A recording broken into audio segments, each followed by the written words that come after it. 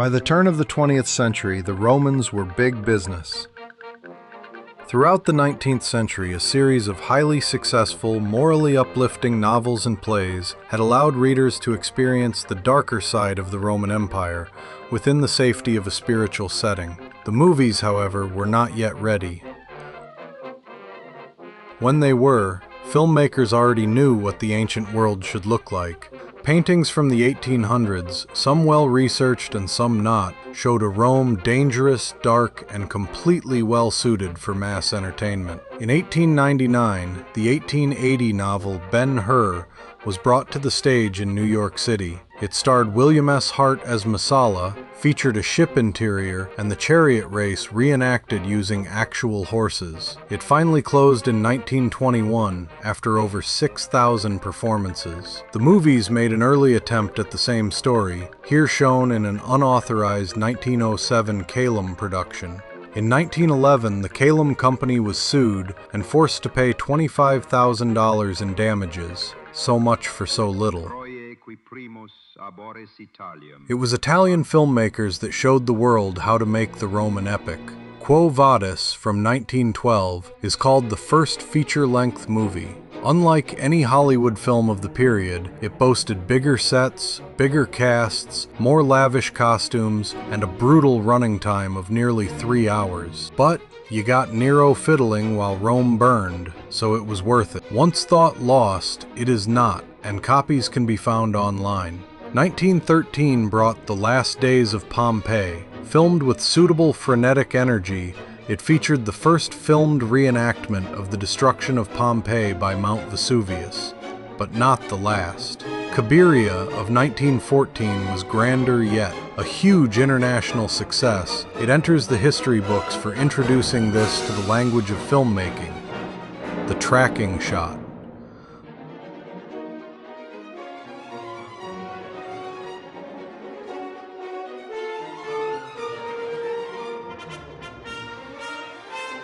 Unusual for a film of the time, here the Romans are the heroes, fighting the evil Carthaginians. How evil?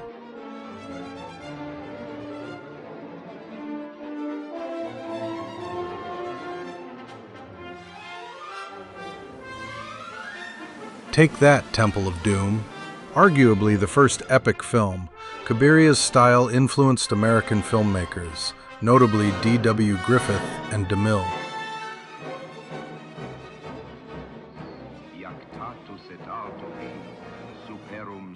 Intolerance, directed by Griffith, although not in a film about Rome, is famous for this shot alone, outdoing the Italians in sheer size if nothing else. Cleopatra, 1916, is a film that no longer survives, although a fragment of it has been found. It starred Theda Bara, the screen's first sex symbol, now remembered for... or maybe not. The film was later deemed too obscene to be shown, and the remaining prints were destroyed. A tragedy, as it would have been glorious. Cecil B. DeMille brought the Romans writhing into the 1920s, in this allegory to the sins of the modern world. This level of fun can't continue unpunished, though.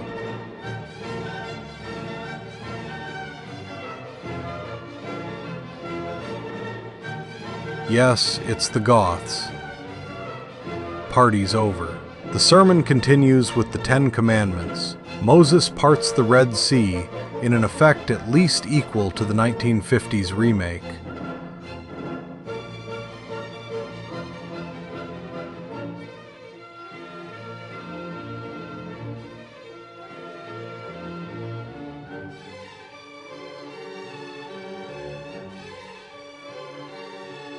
The Romans were ready for a comeback.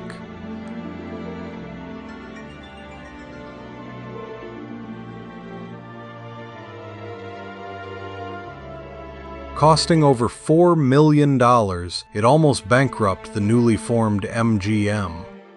No expense was spared, with some sequences filmed in 2-strip Technicolor. What everybody came to see, of course, was the chariot race.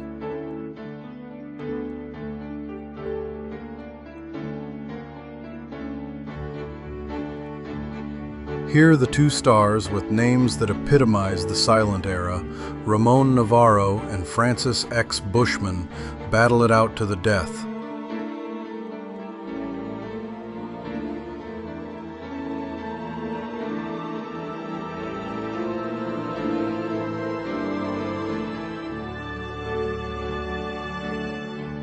Hard act to follow.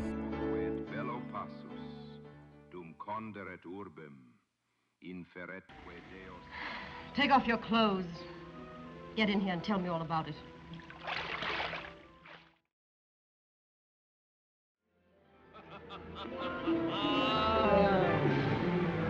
Burn, Rome!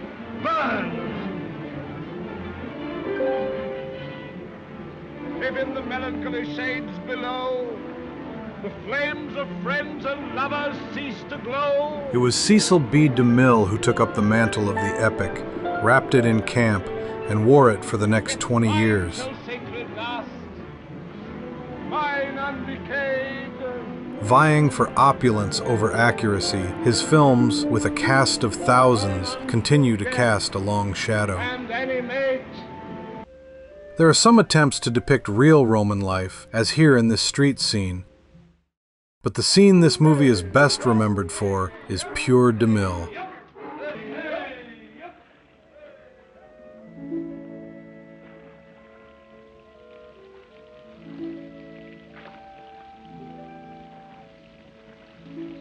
It was the Depression, and budgets were smaller. But as this is essentially the same story as Quo Vadis, we are still given a scaled-back arena.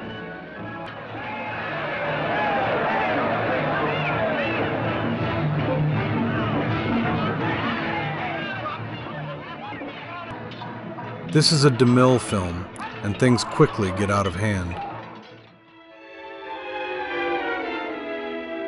The trend continues with his next project.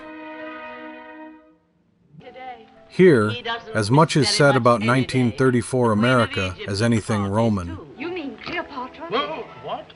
Have you heard of Cleopatra? Of course, all kinds of things. Is she black? Usual design. Cleopatra is the perfect deco queen. Well, Greetings to Caesar from Egypt. Mark Antony, a bit of a dope. wait! I have you!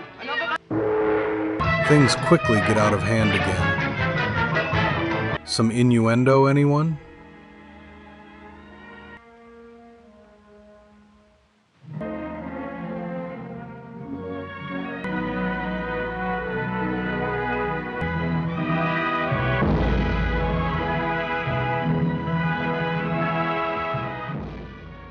In many ways, this film marks the end of the first era of the Roman epic begun in 1912.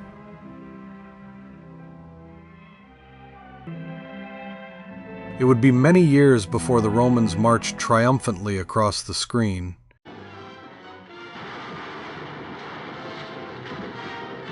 As a coda, Pompeii is destroyed again in 1935's The Last Days of Pompeii.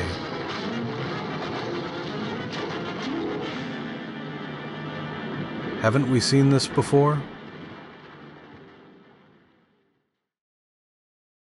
The Roman epic virtually disappears from the screen for over a decade. The introduction of the Hays Code of film censorship is one factor, but another is that Roman imagery had been appropriated by some fairly unsavory groups. It just wasn't fun anymore. It is just at the end of World War II the Romans make a brief reappearance.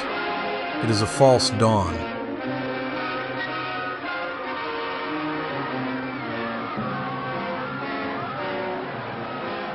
Nothing has been spared to make this the biggest picture ever produced.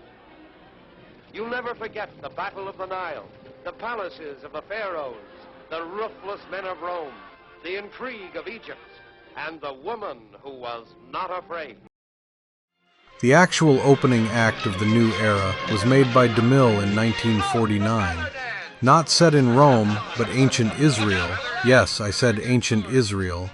It featured the finest in 1940s eyebrow acting, and one of the best special effects sequences to date. A golden age awaits.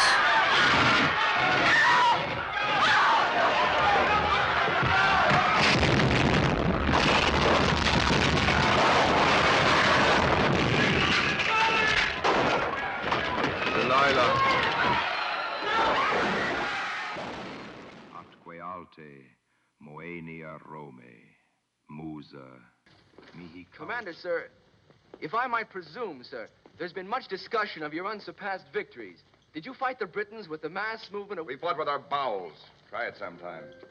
Yes, Commander.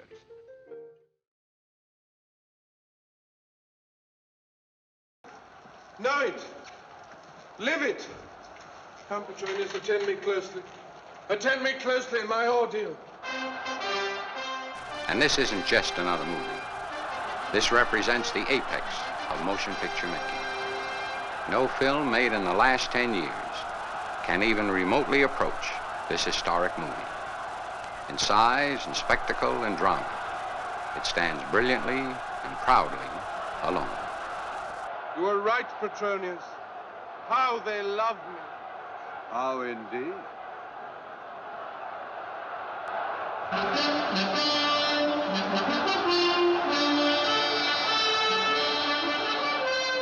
This was the big one, the film that kicked off the golden age of the Roman epic and of historical epics in general. Hollywood looked back to the silent era and remade some of the biggest films of the teens and 20s on a lavish scale. Okay, it's only a model. The silent era heritage can be seen in its set and costume design, added to a mid-century use of Technicolor.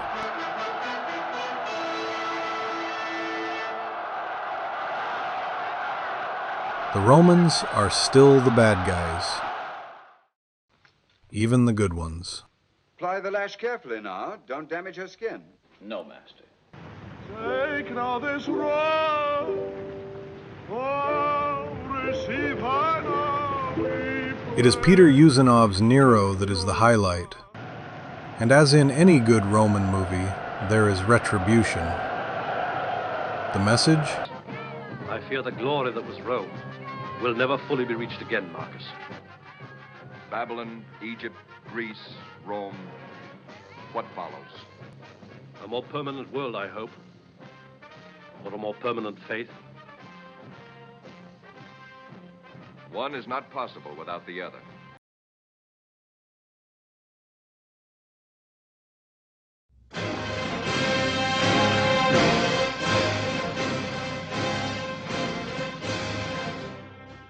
To combat the recent arrival of television, innovations such as widescreen were introduced.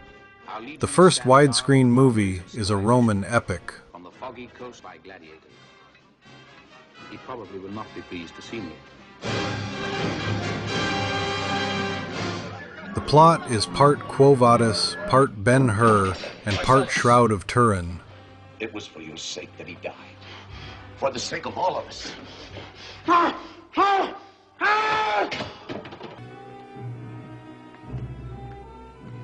The Emperor will see you now.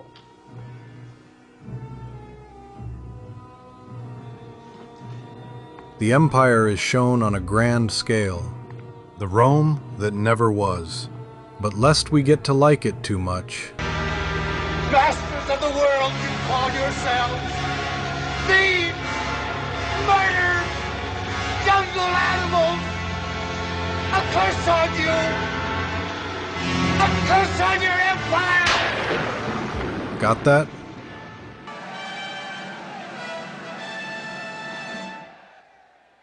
A sequel followed. Now everybody wanted in on the act. There is your man. Paul Newman, in a role should have ended his career, but fortunately didn't. What is the meaning of this outrage? Jack Palance as Attila the Hun. Drink with me, my Roman, to my victories. I would drink to your victories, but not to your massacres. As a soldier, I can kill. But to let the blood of peaceful people run without cause. But I have a cause. And John Wayne as Genghis Khan. Temujin, beloved. 10 men will guard you with their lives. I go to avenge my father. Shame it was filmed near an atomic testing ground.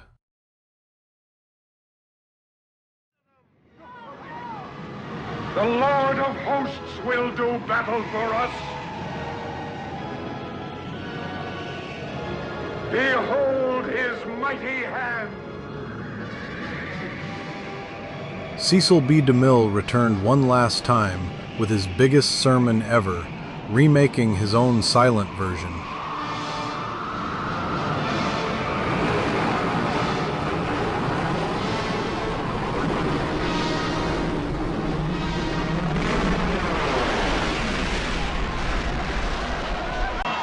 There are sequences that would not have been out of place in 1923. Meanwhile, in Italy, something strange was going on.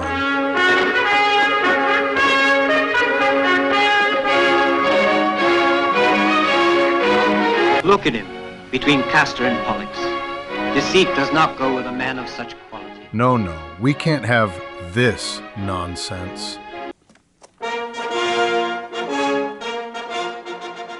Hollywood needed to butch it up. Got the message? In case you didn't. There is only one reality in the world today. Look to the West, Judah. Don't be a fool. Look to Rome. I would rather be a fool than a traitor or a killer. I am a soldier. Yes, who kills for Rome. And Rome is evil. I warn you. No! I warn you. Rome is an affront to God. There were other subtexts to explore.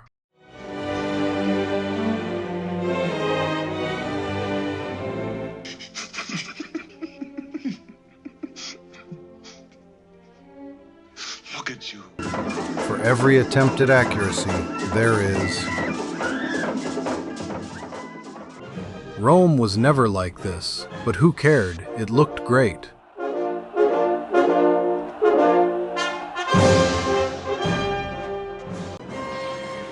Gone, though, are real ships in battle, replaced with not terribly convincing models. We are given one of the longest reaction shots in history, though.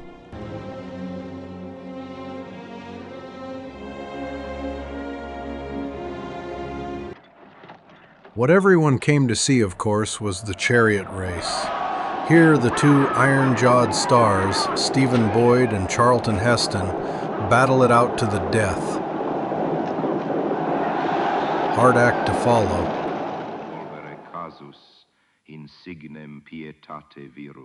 The Queen will see you now. Follow me, gentlemen.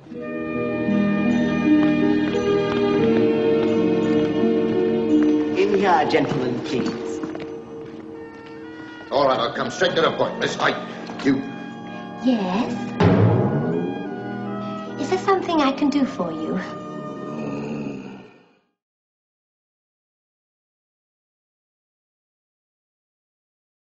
The 1960s began well. No, really, they did. Stanley Kubrick's Spartacus was a new kind of Roman epic, more realistic and truer to Roman life. In the time before CGI, those are real people on the screen, in their thousands. The film is mainly thought of as a gladiator film, all the rage thanks to Hercules and its ilk, although there is little actual gladiatorial fighting in it. The most violent scene is this one. When the blazing sun hangs low in the western sky. Not for the faint-hearted. It entered the culture with this. I'm Spartacus! I'm Spartacus! I'm Spartacus! I'm Spartacus! I'm Spartacus! Joel, can't you hear a voice? Can't you hear it? At the same time, the Italians were kings of the drive-in, with a seemingly endless series of high-minded cinematic experiences meant to stimulate the intellect. These movies did at times explore periods of Roman history Hollywood did not, such as Constantine and the Cross, starring Cornel Wilde, or Hannibal, starring, wait for it, Victor Mature in the starring role. Italian cinema would soon go in new directions. I don't think it's nice you laughing. But that's another story. See, my mule don't like people laughing. It's the crazy idea you're laughing at him. Steve Reeves was next to witness the destruction of Pompeii. You would never think that a volcano could mean anything to a man. Jupiter is with us, Marcus. Yawn. At the same time, an even bigger disaster was brewing in Hollywood. Starring scores of people no one cared about, audiences were only interested in two things. Three if you include Richard Burton. Some scenes outdid silent movies in sheer extravagance, but there were also endless scenes of Liz and Dick bickering in between Miss Taylor's wardrobe changes. A bomb of colossal proportions, it helped wipe the epic from the screen for a generation. The last in the cycle was the aptly named. This now nearly forgotten movie was basically remade 36 years later as Gladiator. It starred Ben Obi-Wan Kenobi as the Emperor of Rome, with Stephen Boyd and Sophia Loren, who had zero on-screen chemistry. I've not learned to live without you. The legions had outstayed their welcome. They would not be back for decades.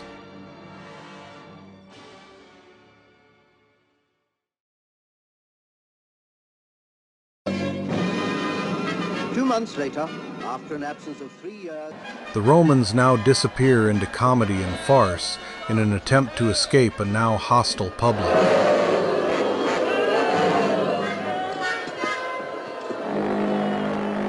don't like the look of this mob. A modern retelling of some actual Roman comedies, this film gives a final nod to vaudeville in the silent era in the person of Buster Keaton. Pardon me, young woman. I'm sorry, but oh, what a lovely baby. No story of the Romans on the big screen would be complete without this first entry into the Asterix and Obelix universe, Asterix Les Gaulois, from 1967.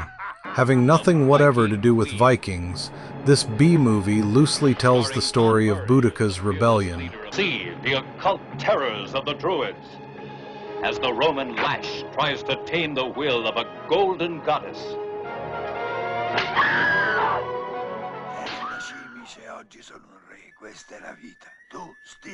As the 1970s dawned, we are given a taste of things to come. Rome becomes darker, more perverse. Given Fellini and the fragmentary Roman novel it's based on, it's not surprising.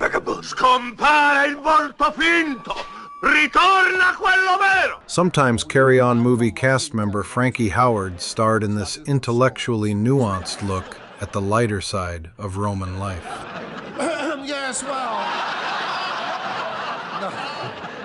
No, it's only a little joke. Don't worry about that one.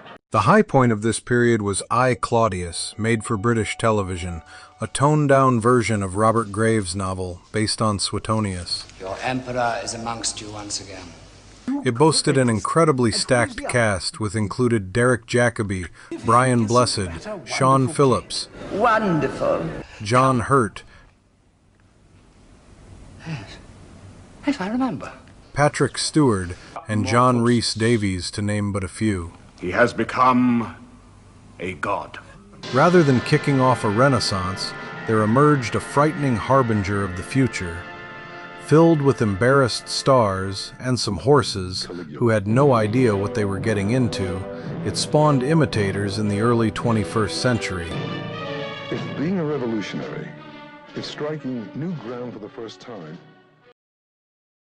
there were some who kept the flame of the empire alight. The Imperial Senate will no longer be of any concern to us. I have just received word that the Emperor has dissolved the Council permanently. The last remnants of the old Republic have been swept away. That's impossible. How will the Emperor maintain control? That would be One film alone was responsible for returning the Roman epic to the screen.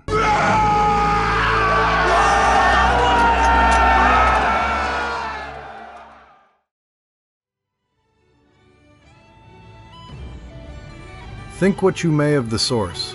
While riding the wave of the revival in the 80s and 90s of all things Celtic, Braveheart brought the epic back into fashion. It wasn't a Roman epic, but it did have Latin. Sanguinarius homo indomitus est, et semper dicens mentatium. Ego nunquam pronunciare mendatium. Sed ego sum homo indomitus. That was for sure. Every battle scene from here on has referenced the sequences of this film. They may even seem tame today because other innovations were to come. Such as this, the new gold standard of screen violence. Put the two together and you get the Romans were back, baby, in this unofficial remake of the fall of the Roman Empire. Okay, it's only a model. Referencing Leni Riefenstahl in the epics of old, Rome is bigger, grander. The Rome that never was. There was once a dream that was Rome. You could only whisper it. Anything more than a whisper, and it would vanish. Vanish it might, but this shot alone was worth the decades-long wait. What everyone came to see, of course, was Gladiator's additions to cinematic mayhem. The film explored our reaction to the violence. Are you not entertained? Because face it, folks, we enjoyed it. Is this not why you were here?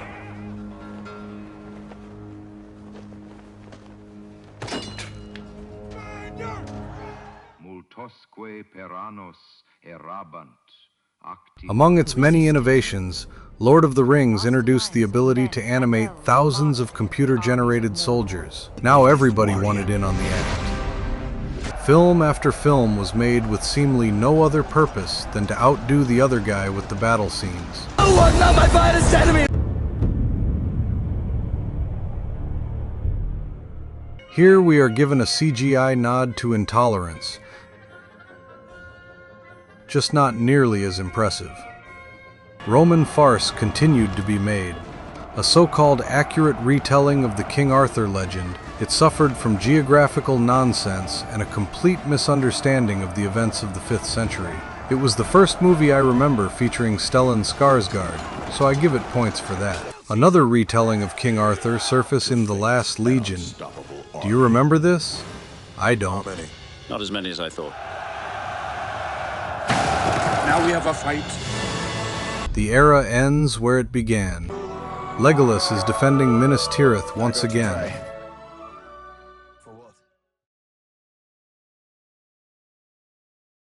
The legions once again find a home on television.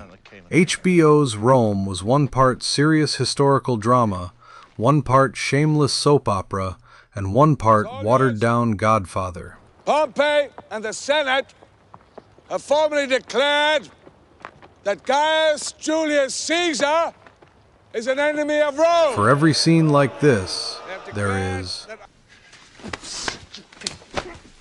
Despite all the high drama, Rome was canceled after 2 seasons. Meanwhile, in the movies, 2 graphic novel adaptations were changing films visually. The first and the second heightened screen violence into a perversely beautiful ballet, which has spawned inferior imitators. 2010 to 2011 saw 2 films loosely based around the legendary disappearance of the 9th Legion. First was Centurion, which starred Michael Fassbender, who had made a memorable appearance in 300. It had a fairly low budget but still lost money. Next was The Eagle, which I remember being guardedly optimistic about at the time. This one featured our noble Roman Channing Tatum, who looks the part if nothing else, pursuing the lost Eagle of the Ninth into the remotest part of Britain. The film seems to have been savagely reworked or re-edited, so much so the only way to make sense of some of the character motivations is to assume these 2 are an item. Are you ready?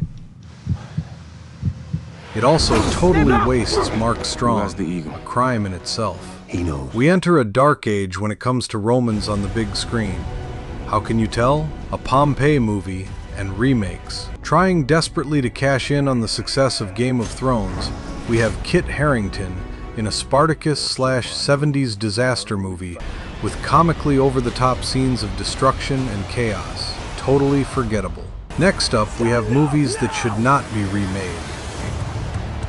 With Ben-Hur of 2016, thrill to the CGI chariot race, faith, revenge, Green screen. The Romans had also found a home on the new hellscape that are the streaming services. Barbarians from 2020, for example, had the novelty of being acted in Latin and other languages of the period. Caesar sanctae urbis Romae Augustus, novum legatum ad Germaniam misit, senatorem publium quintilium varum. Verstehst du, was sagt? More interest seemed to be focused on this aspect than the dramatic content of the show itself. Then there was Those About to Die, which touted Anthony Hopkins in all the marketing, although he was barely in it. This is another vehicle for a former Game of Thrones cast member, namely Iwan Rheon, a despicable Roman among a host of despicable Romans. It wanted to be Ben-Hur, Gladiator, Game of Thrones, and a touch of I, Claudius. It succeeded at none of them. Ridley Scott returning to the Empire with Gladiator 2 filled everyone with great anticipation. Then Napoleon came out, and hopes were somewhat dimmed. But hey, not to worry, he can't release 2 stinkers in a row now, can he? This is about survival! Yeah. Are you kidding me? We're back to DeMille levels of absurdity. Admittedly, the film looks as good as the original, but did any of it become memeable? The value of true art in the 21st century can only be judged by its impact on social media. The Romans in the movies have never been an accurate depiction of how they were, but a mirror held up to ourselves. It gives us a chance to wag fingers disapprovingly, whether from religious, moral, or political circles. Shame, shame. The challenge is when we become to see them as not so bad. I mean, what's a little slavery and overt cruelty? One man would have ruled eventually. As Rome under Caesar, think of its accomplishments. Vai Wikties.